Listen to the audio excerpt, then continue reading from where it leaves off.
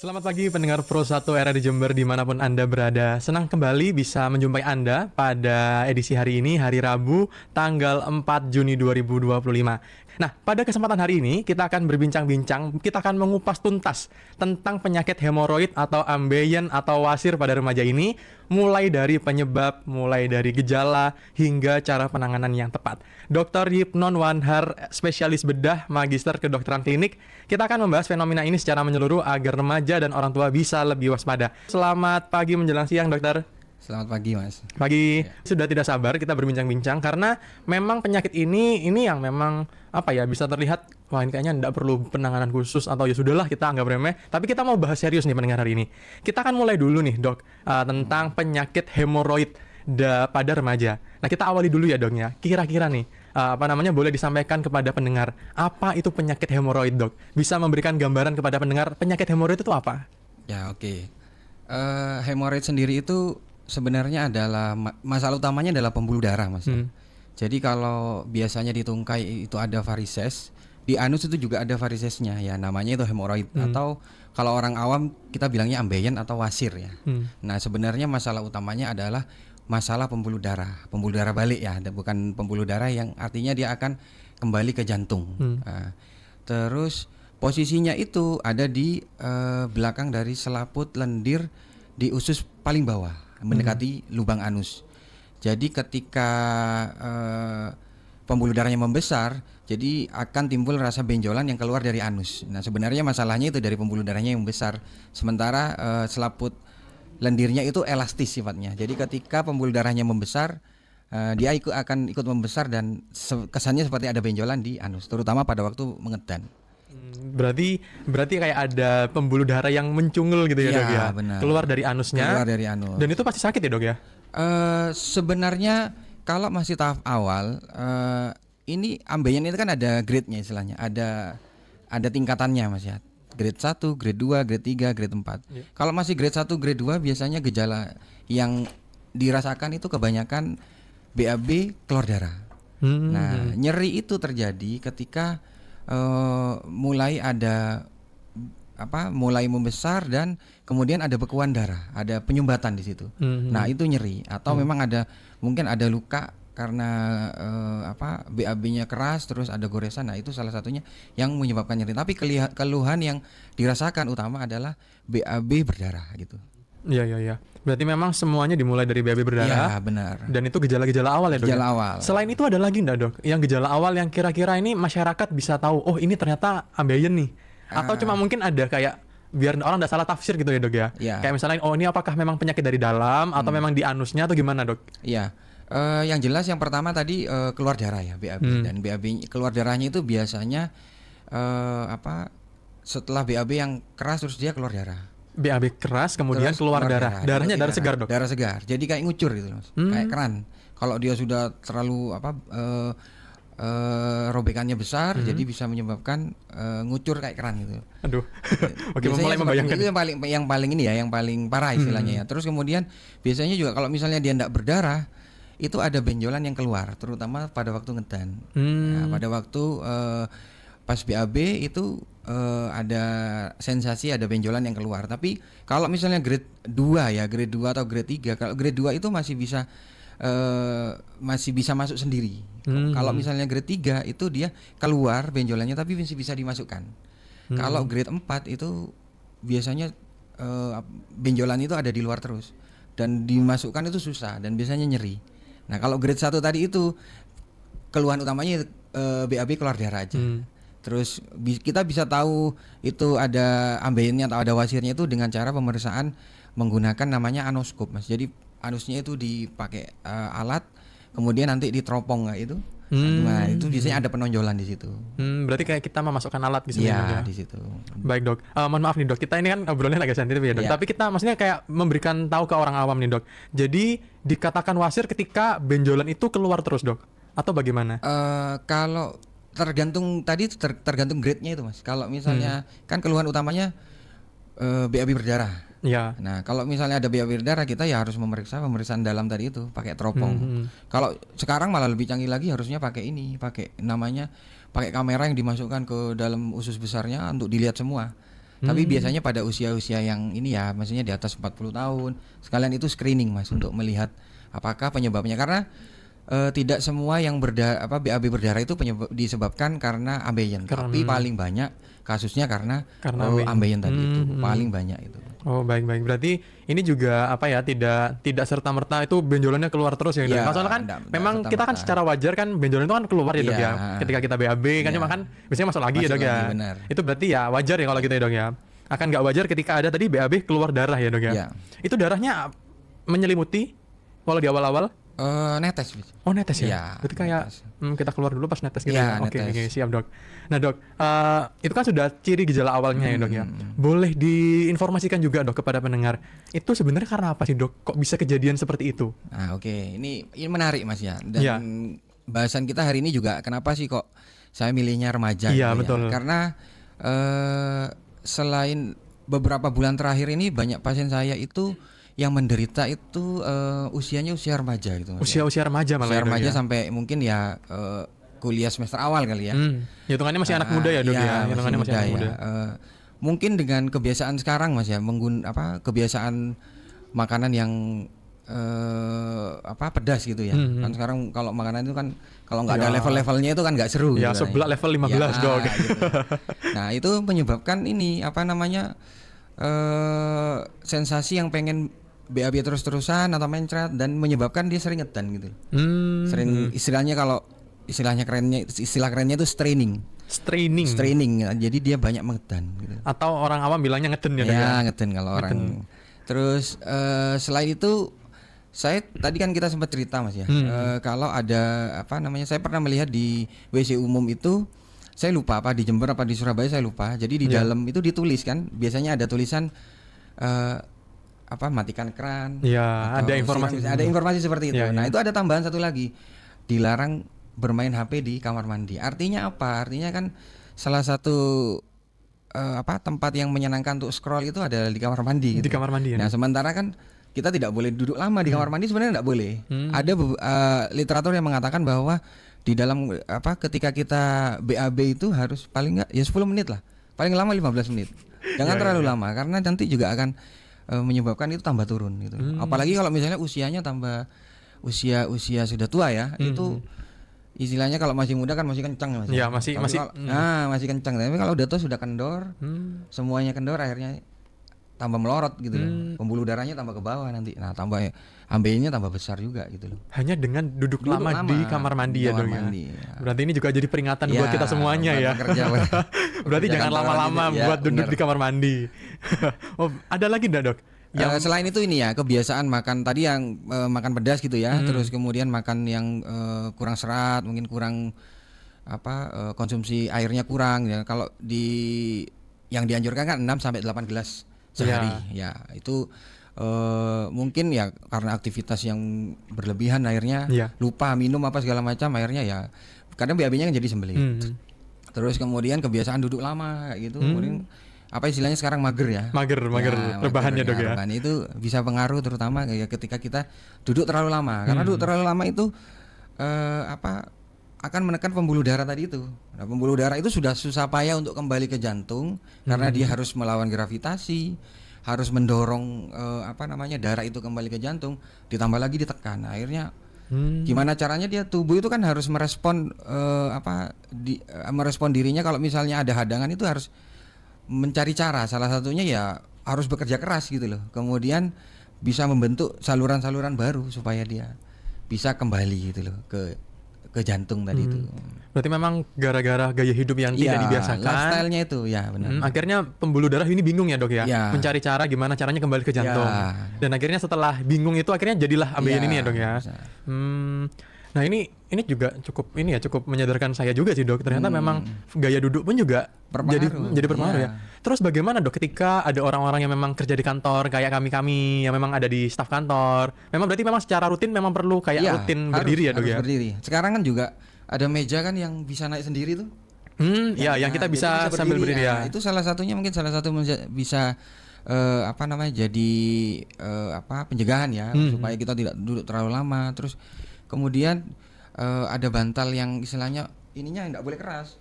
Bantalnya enggak boleh, dudukannya enggak boleh keras. Jadi ada pad yang empuk gitu loh. Mhm. Mungkin ada yang silikon kayaknya ya, yang untuk padnya supaya dia tidak terlalu menekan kayak gitu. Oh, itu gunanya juga biar Bisa membantu. bisa untuk supaya tekanannya nggak terlalu besar gitu loh. Gitu. Baik, baik, Dok. Nah, tadi saya tertarik sama ini sih, Dok. Tadi kan dokter sempat bilang ada grade 1, grade Ya, 2. Nah, itu mungkin bisa diinformasikan lebih detail lagi, Dok, kepada pendengar. Itu apakah tingkat keparahannya atau bagaimana, Dok? Iya, jadi hemoroid atau ambeien ya, itu ada grade-nya, ada tingkatannya, grade 1, grade 2, grade 3, grade 4. Grade 1 itu benjolan tidak keluar, cuma dia ada keluhan BAB berdarah. Kemudian kalau grade 2 itu benjolannya keluar, bisa juga BAB berdarah, bisa juga tidak. Kemudian benjolan itu tanpa kita manipulasi bisa masuk sendiri. Jadi dia keluar hanya pada waktu mengedan saja. Kemudian yang grade 3, grade 3 itu dia BAB-nya juga bisa berdarah, bisa tidak, tapi dia keluar dan tidak bisa masuk sendiri. Jadi kita harus bisa manipulasi supaya bisa masuk. Jadi dibantu pakai jari, tapi dia bisa masuk ke dalam anus lagi gitu. Itu kalau yang tadi kalau hemoroid kan ada dua istilahnya ya, ada yang di dalam, ada yang di luar. Nah, ini kita ngomong kalau grade itu yang di dalam ya. Grade yang di dalam ya, Yang Dok, di ya? dalam. Nah, kalau di luar tidak ada grade. Tidak ada grade-nya, tidak ada tingkatannya istilahnya. Nah, balik lagi kalau yang grade 3 tadi itu kan keluar tapi bisa dimasukkan pakai jari. Pakai jari. Tapi kalau grade 4 itu dia di luar bisa berdarah, bisa enggak. Pasti kebanyakan sih berdarah kalau sudah di luar itu. Terus biasanya sudah mulai ada bekuan-bekuan darah, artinya ada penyumbatan tadi itu. Terus bentuknya bisa sirkuler juga ya, bisa semua anus itu ada Keluar benjolannya, semua gitu ya? keluar semua. Itu istilahnya prolap gitu lah, Prolap. keluar gitu. Dan itu untuk dimasukkan susah sekali dan nyeri biasanya. Oh, dan berarti kalau sudah di tahap 4 itu sudah mulai nyeri ya, Dok, ya? Sebenarnya posisinya ambeien yang dalam itu kalau ibaratnya lubang anus itu kita ibaratkan dengan jarum jam itu Mas ya, Ya. bulatnya jam itu posisinya itu ada di jam 11 sebelah kanan. 11. Oh, Kan ya. sebelah kanan jam 11, jam 7 sama jam 3. Atau kalau di literaturnya itu right anterior, right posterior, dan left lateral istilahnya. Jadi di atas sebelah kanan, atas sebelah belakang atau bawah, Ya. atau samping yang kiri sebelah kiri tapi sebelah samping gitu loh Mas. Itu pusat-pusatnya ini ya, Iya, letaknya itu ya, Dok, letaknya ya? pembuluh darah tadi. Pembuluh darahnya itu kayak anyaman Mas. Makanya namanya kalau di bahasa Latin itu namanya plexus ya. Plexus itu kayak anyaman gitu. Jadi rajutan pembuluh darah itu. Makanya karena dia rajutan banyak itu. Yang menyebabkan dia terjadi istilahnya varises tadi itu. Iya, iya, iya. Ambeien istilahnya ya. Berarti kalau misalnya sudah dinyatakan bahwa varises itu tiga-tiganya yang membengkak ya, Dok, ya? Atau cuma salah satu aja, Dok? Bisa salah satu. Oh, bisa salah satu juga ya? Bisa salah satu. Kalau masih tahap awal mungkin salah satu ya. Tapi kalau sudah parah istilahnya grade 4 bisa dua-duanya. Bahkan kalau grade 4 bisa yang dalam dan luar kena itu istilahnya. Oh, oke. Menarik, Dok. Ini terkait tadi dokter sempat bilang ya, ada hemoroid di luar sama di dalam. Nah, ini bedanya apa, Dok? Bedanya kalau misalnya pembuluh darahnya Mas ya. Kalau misalnya yang sebelah saya kan tadi bilang ambeien itu masalahnya pembuluh darah. Ini letak pembuluh darahnya itu. Ya. Jadi dibatasi sama di dalam anus sendiri itu kayak ada cincin itu istilahnya ya. Jadi dibatasi dengan pembuluh darah yang ada di atas cincin dan ada yang di bawah cincin. Biasanya kalau yang dalam itu ambeien dalam dia bisa intinya benjolan yang keluar masuk gitu loh. Yang di dalamnya dia, Dok, ya? Tapi kalau yang di luar itu dari pembuluh darah juga tapi posisinya di luar terus, di luar anus, di luar lubang anus. Di sekitarnya Ya, sebenarnya. di luar di batas antara lubang anus dengan kulit itu loh. Kulit di pantat Ya. gitu. Itu bukan bisul ya, Dok, ya? Bukan, beda lagi. Oh, beda lagi ya, Dok, ya? Beda lagi. Itu penyebabnya juga sama, Dok? Sama, masalahnya pembuluh darah. Sama. Cuma kebanyakan kalau misalnya yang ambeien luar itu rata-rata keluhannya bukan berdarah tapi nyeri. Nyeri saja itu Iya, ya. karena biasanya gampang terbentuk bekuan tadi itu. Jadi nyumbat itu loh. Kayak jerawat gitu, Dok. Ya, warnanya kalau misalnya ini warnanya hitam gitu loh. Oh. Warnanya hitam jadinya. Jadi kelihatan dan memang nyeri ya. Iya, Nggak berdarah nyeri. tapi, Dok, ya. Nggak berdarah. Kebanyakan kalau misalnya keluhannya itu keluhan utamanya itu nyeri kebanyakan. Keluhannya nyeri. Nah, yang terjadi di remaja nih, Dok. Paling banyak itu yang mana, Dok? Yang di dalam atau yang di luar? Yang Sejauh ini. kalau sejauh ini yang saya temui dalam sih. Oh, di dalam. Kalau Ya? luar jarang sih, dalam. Berarti memang ini yang mayoritas Iya, paling banyak iya, ambeien iya, dalam ya, iya, Dok, ya. benar. Di remaja. Nah, Dok, kembali saya ingin tertarik lebih dalam lagi, Dok. Tadi kan sempat dibilang bahwa ada aktivitas-aktivitas yang memang memperparah kondisi, ya kan? Nah, tapi apakah ada kegiatan fisik juga selain yang tadi disebutkan itu yang mempengaruhi juga dok? Kalau misalnya kita kalau cuma jalan kaki atau jogging katakanlah, kalau cuma mungkin nggak sampai ekstrim ya, joggingnya nggak jauh atau jalan Iya. kakinya ya 1-2 kilo atau 3 kilo sih nggak berpengaruh. Bahkan kalau misalnya kita mau angkat beban misalnya, angkat beban dengan beban yang tidak terlalu berat ya nggak masalah, artinya nggak ngeden terlalu nemen gitu loh mas. Iya. Karena toh juga kalau cuma untuk olahraga kita juga bukan mau menjadi atlet kan. Iya, iya. Nah kecuali atlet kan juga diperhatikan semua. Kalau atlet Betul, kan betul. diperhatikan semua gitu loh. Tapi kalau misalnya ya olahraga berlebihan pun juga bisa memperburuk. Jadi artinya olahraga itu bisa memperbaiki memperbaiki kondisi ambiennya, tapi juga bisa memperburuk kondisi ambiennya. Ada juga yang memperburuk ya, Ada Dok? kalau misalnya aktivitas olahraganya berlebihan kayak gitu. Contohnya seperti apa dok? Ya kayak misalnya angkat beban yang terlalu Terlalu berat diforsir itu ya, terlalu memaksakan diri istilahnya, kan ngeden istilahnya ya itu ya. Jadi juga bisa berpengaruh kalau misalnya dia berlangsung dalam waktu yang lama seperti itu. Itu juga bisa jadi faktor pemberat ya, Dok? Bisa faktor pemberat meskipun dengan exercise istilahnya olahraga itu bisa mengurangi gejalanya seperti itu. Tapi kalau misalnya berlebihan juga akan mempengaruhi. Mempengaruhi juga ya dok ya. Apakah ambeien atau wasir ini itu juga bisa dipengaruhi oleh genetik dok? Bisa diturunkan ke generasi selanjutnya atau enggak? Atau cukup dipatahkan dengan kita bergaya hidup sehat? Iya. Kalau dari literatur mas ya, penyebab dari ambeien sendiri itu seperti yang dijelaskan tadi karena mungkin aktivitas yang berlebihan ya, terus kemudian makan kurang serat, terus makan makanan yang pedas, terus habis itu duduk terlalu lama karena aktivitas. Nah, sementara untuk masalah genetik ya itu tidak terlalu banyak dibahas sebenarnya. Mungkin ada pada ras-ras tertentu ya. Karena ini kan masalahnya masalah pembuluh darah gitu ya.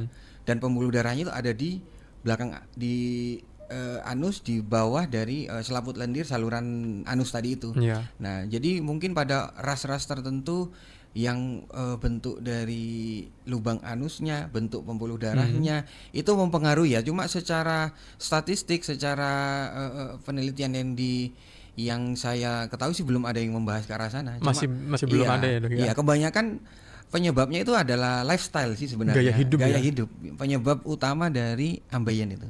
Karena kan ambeien itu pembuluh darahnya itu ada di situ gitu, bukan sesuatu yang tiba-tiba muncul itu kayak misalnya tumor tiba-tiba ada benjolan gitu, enggak. Jadi pembuluh darah itu memang sudah ada, cuma dia bekerja dipaksa untuk bekerja ekstra karena masalah lifestyle Karena tadi itu. itu ya. Sehingga timbullah benjolan, BAB berdarah seperti itu. Ini cukup mengerikan ya dok ya sebenarnya ya. Karena kan memang apa ya gaya-gaya hidup anak-anak muda zaman sekarang kan Iya. kayak dikit-dikit mager, dikit-dikit makan makanan yang pedas. Sedangkan itu kan setelah tak lihat tadi kan kayaknya hampir semua anak muda ini melakukan ini ya dok ya. Nah, adakah juga faktor lain kayak faktor stres tidur itu juga berpengaruh nggak dok? Ya mungkin tidak terlalu ya. Kalau di literatur sih tidak disebutkan kalau masalah stres itu bisa mempengaruhi. Mungkin kalau misalnya stres sehingga menyebabkan dia susah BAB, konstipasi istilahnya, atau dia malah mencret misalnya, sering mencret, ya bisa jadi bisa ke arah sana. Cuma angka penelitian pastinya sih tidak ada sih yang menyebutkan bahwa stres itu menyebabkan ini. Tapi mungkin karena efek stresnya, bukan efek langsung dari stresnya ya. Stresnya menyebabkan dia mungkin kurang tidur, terus habis itu masalah pencernaannya juga terganggu, misalnya dia menjadi konstipasi, BAB-nya susah, sering mencret, akhirnya nah timbullah itu gitu loh. Kalau terjadi terus-terusan seperti itu. Berarti bukan karena stres yang bisa menyebabkan, tapi gara-gara stres itu akhirnya Iya. sulit tidur, Iya, akhirnya kita tidak sulit secara makan, langsung itu maksudnya. akhirnya malah berpengaruh juga ya Iya, dok ya. benar ya. Baik-baik, kita akan melanjutkan ya dok ya kembali terkait pencegahan sekaligus penanganan Ya. dari penyakit hemoroid atau ambeien ini dok. Mungkin boleh diinformasikan pertama nih dok, ketika remaja atau orang-orang itu sudah ada gejala-gejala tadi yang sudah disebutkan seperti BAB berdarah, habis itu sudah mulai ada nyeri, benjolan dan lain sebagainya. Langkah pertama apa dok yang perlu dilakukan dok? Yang jelas kita harus pastikan dulu ya itu itu darahnya itu disebabkan karena ambeien tadi ya, harus dipastikan dulu. Jadi sebenarnya kalau penanganan pertama itu pada penyakit ini adalah masalah lifestyle ya. Jadi tidak boleh duduk terlalu lama, terus kemudian hindari makan makanan yang pedas, terus kemudian makan tinggi serat, mengkonsumsi air putih 6 sampai 8 gelas per hari, terus tidak boleh apa namanya duduk terlalu lama tadi ya, ya aktivitas yang terlalu berat, misalnya olahraga yang berlebihan itu juga tidak disarankan. Nah, jadi tingkatan pada penanganan kasus ambeien ini sendiri sebenarnya yang di semua literatur itu mengatakan bahwa yang diutamakan adalah perubahan lifestyle. Jadi jauh ke arah. Jadi kadang-kadang orang kalau sudah periksa sudah takut duluan, nanti dioperasi itu. Nah sebenarnya ada masalah lifestyle dulu yang diubah, yang diperbaiki. Kemudian nanti juga diikuti dengan obat-obatan. Obat-obatan yang dipakai nanti ya kalau misalnya obatnya itu bisa yang mengandung istilahnya ada anestesi lokalnya, ada analgetiknya, ada untuk apa istilahnya vasoaktif itu untuk pembuluh darahnya. Kemudian kalau misalnya ada tanda-tanda infeksinya dikasih antibiotik. Nah, itu pengobatan itu sama dilakukan perendaman biasanya, rendam dengan air hangat gitu. Di anusnya tuh dulu. Iya, jadi pakai bak terus direndam pakai air hangat gitu. Jadi untuk mengurangi, terutama ini untuk yang sudah mulai ada benjolan-benjolan itu ya di anusnya ya, untuk mengurangi supaya bengkaknya juga berkurang seperti itu. Nah, kemudian kalau misalnya dengan pengobatan dengan perubahan lifestyle tadi dan obat-obatan yang diberikan itu gagal, istilahnya masih ada keluhan, misalnya saya masih berdarah dok, atau masih enggak enak nih kalau misalnya apa namanya BAB juga terasa nyeri apa segala macam. Ada istilahnya kalau bahasanya itu office based treatment. Office based treatment itu istilahnya diobati di klinik gitu loh, tanpa dia harus ngamar atau MRS ya itu. Jadi biasanya dipakai diinjeksi dengan skleroterapi, dia obat-obatan untuk pembuluh darahnya supaya dia mengkeret gitu. Jadi skleroterapi disuntikkan atau dengan menggunakan sinar infrared atau dia dengan diikat atau istilahnya rubber band ligation, istilahnya jadi diikat sama karet ambeiennya tadi itu. Harapannya nanti dia karena dia diikat nggak ada suplai pembuluh darah yang masuk, akhirnya mati gitu loh, mengecil gitu loh akhirnya. Terputus sendiri gitu loh ininya benjolannya tadi. Atau kalau yang sekarang kalau di Indonesia itu yang terkenal itu pila istilahnya. Pila itu ya diinjeksi terus diinjeksi obat skleroterapi dan diikat dengan karet tadi itu. Nah, kalau misalnya yang parah tadi itu kalau misalnya grade 3, grade 4 dia sampai keluar enggak bisa atau sampai dia ada penyumbatan pembuluh darahnya tadi itu dari bekuan darah yang menyumbat aliran darah tadi itu bisa dilakukan dengan operasi terbuka istilahnya. Jadi di pembuluh darahnya dipotong, dipotong. Atau kalau misalnya dia itu sampai prolap itu sampai keluar grade 4 tadi itu bisa dengan menggunakan staples. Di stapler gitu istilahnya, di staples. Nanti ada di Google itu ada informasi sudah banyak itu untuk tindakan-tindakan. Nah, itu atau juga dengan menggunakan pembuluh darahnya itu diikat supaya tekanannya berkurang. Nah, cukup ini dok ya. Iya, jadi pilihannya banyak tergantung dari tingkat keparahannya atau tergantung dari grade-nya tadi itu. Tapi tetap yang pertama yang didahulukan adalah lifestyle. Gaya hidupnya dong ya. Dan pada prinsipnya semakin dia rumit kasusnya, kompleks misalnya sampai ada kadang-kadang itu muncul semua mas. Jadi lubang anusnya tertutup sama ambeiennya itu. Saking besarnya. Jadi semakin dia kompleks, tindakan yang dilakukan dokter itu akan semakin sederhana. Misalnya contohnya ketika itu terjadi, yang dilakukan itu hanya mengeluarkan bekuan darahnya saja dulu, dikeluarkan dulu. Supaya tekanannya berkurang. Karena operasi ambeien ini bukan tidak ada komplikasi Mas ya, terutama kalau untuk yang besar-besar itu. Jadi nanti malah ambeiennya hilang, efek dari operasinya ada gitu loh. Juga bisa memunculkan peluang untuk komplikasi. Ada, jadi bisa nanti kalau misalnya terlalu agresif diambil itu anusnya bisa menyempit nanti mas. Nah kalau anus menyempit kan tambah kualitas hidupnya tambah nggak enak gitu loh istilahnya. BAB-nya tambah ngetin apa segala macam seperti itu. Jadi semakin kompleks kasusnya, tindakan yang dilakukan akan semakin sederhana intinya. Untuk mengurangi komplikasi tadi itu. Saya kira penyakit ini tuh kayak ya udah kalau misalnya memang saya parah dioperasi selesai gitu dok. Ternyata tidak semudah itu juga ya dok ya. Makanya kan kenapa pilihannya banyak, pilihan terapinya itu banyak kan. Kalau contohnya kalau misalnya operasi usus buntu, ya sudah operasi usus buntu tinggal motong selesai kan. Ya. Tapi kalau ambeien itu yang ditawarkan itu orang ahli-ahli ahli-ahli anus itu yang ditawarkan itu banyak mas tekniknya. Nah artinya semakin banyak teknik yang digunakan, angka kekambuhannya juga semakin tinggi gitu loh. Angka kekambuhannya tinggi, akhirnya mereka mencari berlomba-lomba cara mana yang paling efektif untuk mengurangi kekambuhan tadi itu gitu loh. Baik dok. Baik, ini sudah mulai muncul gambaran dan ternyata ini cukup rumit juga ya dok ya. Nah dok, pertanyaan saya dok, kapan kita ini sebagai penderita perlu ke dokter? Ya kalau BAB berdarah sih disarankan harus langsung ke dokter ya dok ya. Tidak perlu nunggu sampai benjolan. Jadi jangan takut mentang-mentang datang ke dokter bedah pasti dibedah gitu. Ya enggak gitu konsepnya. Dokter bedah itu enggak sedikit-sedikit pakai pisau untuk mengobati pasien.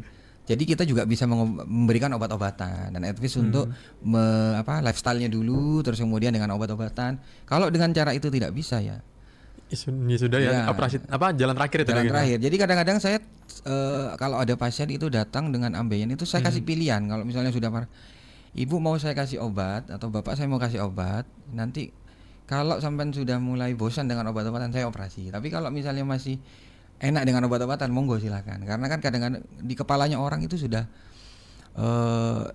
termindset bahwa operasi ambeien itu operasi yang paling tidak nyaman, tidak enak. Ya, di saluran pembuangan soalnya. Itu mengganggu kualitas hidup sekali itu jadinya. Banyak yang takut istilahnya. Tapi setelah itu ya dok ya, setelah emang tindakan itu dilakukan kan peluang kesembuhannya kan makin besar ya dok ya. Makin ya benar. Kadang kan mungkin gara-gara orang-orang melihat bahwa wah ini operasi ini kemungkinan besar akan momok banget gitu ya dok ya. Nah tapi kan tadi dokter bilang bahwa ini bisa sembuh ya tanpa operasi ya dok ya. Bisa, tergantung dari grade-nya. Artinya gini mas, bukan kita nggak ngomong sembuh ya. Pembuluh darah itu sudah ada di situ. Kenapa dia sampai membesar? Karena tadi pola lifestyle-nya tadi. Istilahnya dikontrol ya, kita nggak ngomong sembuh tapi dikontrol ya. Dengan kalau misalnya dia kambuh lagi ya kasih obat, kambuh lagi kasih obat. Tapi kalau misalnya untuk sembuh 100% saya rasa sih karena memang sih itu sudah melebar, sudah membesar. Jadi dia bisanya cuma mengecil, nanti bisa membesar lagi, mengecil lagi, membesar lagi. Yang kita lakukan itu jangan sampai yang semula grade 1 naik ke grade 2, grade 2 naik ke grade 3, grade 3 naik ke grade 4. Nah, itu yang kita cegah gitu loh. Supaya dia tidak sampai nantinya memperburuk kondisi dan nanti bisa dilakukan operasi kayak gitu loh. Berarti memang ini ya dok ya, memang yang kita lakukan adalah gimana caranya biar mencegah itu ya dok. Supaya dia tidak muncul lagi ya, tidak memperparah atau dia kalau misalnya memang muncul terus hilang tidak muncul lagi gitu. Berarti kalau misalnya sembuh total itu kayaknya mungkin nggak sampai ke situ ya. Karena memang barangnya sudah ada gitu, Mas. Saya kan bilang tadi barangnya itu sudah ada ini. Cuma kenapa dia ini karena ya lifestyle. Karena lifestyle tadi ya. Berarti memang bisanya diminimalisir ya, diminimalisir sehingga mungkin dari grade 2 bisa turun ke grade 1 atau dari grade 1 mungkin bisa terkendali gitu ya dok ya dok. Baik dok. Nah tapi kembali tadi ya dok ya, kan kita berbicara bahwa pola hidup. Sedangkan pola hidup ini kan untuk kita ngatur lagi kan butuh waktu yang cukup lama nih dok. Kan kita nggak bisa nih serta-merta langsung ya udah kita stop untuk duduk lama. Ini kan kadang ada kebiasaan-kebiasaan dok. Itu apakah nutut nggak dok dengan proses penyembuhannya? Ngejar nggak dok? Ya nanti kan selain itu kan kita bantu dengan obat-obatan ya mas ya. Nanti kita evaluasi setiap ada perubahan apa enggak. Kalau misalnya ada progres ya kita lanjutkan aja dulu. Jadi tidak mungkin datang satu kali itu bisa langsung sembuh ya, enggak mungkin. Enggak mungkin juga. Iya. Jadi ada prosesnya seperti itu. Kan merubah lifestyle itu kan ya butuh waktu juga. Ya butuh waktu juga. Ya yang penting kita tidak mencegah supaya grade-nya itu enggak naik gitu loh. Baik, satu nggak naik dua nggak naik ketiga gitu. Baik, tapi sejauh pengalaman dokter ini dok, melihat kasus-kasus remaja yang ada saat ini dok, itu mayoritas dinominasi di kasus yang mana dok? Paling grade 1, grade 2, jadi cukup dengan obat-obatan dan lifestyle aja. Berarti untuk di remaja di tahap itu masih ada? Ya, cuma ada satu kemarin saya punya pengalaman satu orang karena memang sudah ada bekuan darah dan besar sekali. Saya nggak tahu ya, mungkin pas saya tanya kebiasaan doyan makan pedas mungkin ya, jadinya kondisinya itu lebih parah dari yang lain seperti itu. Berarti ada juga ya dong ya? Ada. Pengalaman saya dapat satu sih, enggak banyak. Udah banyak banget ya. Berarti rata-rata pasti dengan kita edukasi untuk perubahan lifestyle-nya, terus kemudian ya dikasih obat-obatan. Tapi rata-rata dengan lifestyle dan obat-obatan, kontrol kedua, ketiga sudah nggak ada keluhannya, sudah membaik semua. Baik dok. Berarti tadi kata kuncinya adalah edukasi ya dok ya. Nah menurut dokter seberapa penting sih dok edukasi ini terkait BAB, hemoroid dan lain sebagainya untuk anak-anak muda dok? Ya penting sekali karena penyakit ini ada di anus mas. Kalau anus terganggu itu kualitas hidup itu pasti terganggu sekali gitu loh. Karena apalagi kalau misalnya nanti sampai dia dioperasi, belum nyerinya, belum nanti kemungkinan ada komplikasi, ya itu karena saluran pembuangan akhir kan istilahnya. Iya. Gimana kalau misalnya itu ada masalah di situ kan enggak nyaman itu. Nggak nyaman. Kerja juga enggak nyaman, ya aktivitas enggak nyaman. Makanya edukasi ini penting sekali dan pola hidup juga harus benar-benar kita jaga supaya itu tidak terjadi gitu. Tidak Mas. terjadi, ya, Dok, ya. Iya, karena bahkan di luar negeri itu ada perkumpulannya untuk ngurusi anus yang namanya, yang anus ini harus ada perkumpulannya dan dia berkumpul setahun sekali, misalnya ada annual meeting gitu, hanya untuk membahas masalah anus itu. Kayak ini ya dong ya. Kalau saya dengar kemarin tuh kayak ada komunitasnya kanker. Iya, Ini juga ada juga ya dong ya. Ada di luar negeri itu ada di Eropa, Amerika itu ada. Bahwa penyakit ini memang juga jangan dianggap terlalu remeh juga ya. Jangan, Dok? iya benar, jangan dianggap remeh. Iya, setelah mendengar juga jadi kayak mikir, waduh ini berarti kayaknya mulai dari saat ini kita perlu berpikir ya Iya. bagaimana bikin gaya hidup yang sehat. Iya. Apalagi mungkin orang-orang yang mageran. Baik dok. Ada tips nggak dok sebelum kita berakhir nih? Ada tips bagi anak-anak muda biar gimana sih caranya membangun gaya hidup sehat biar tidak terjangkit penyakit ini nih dok?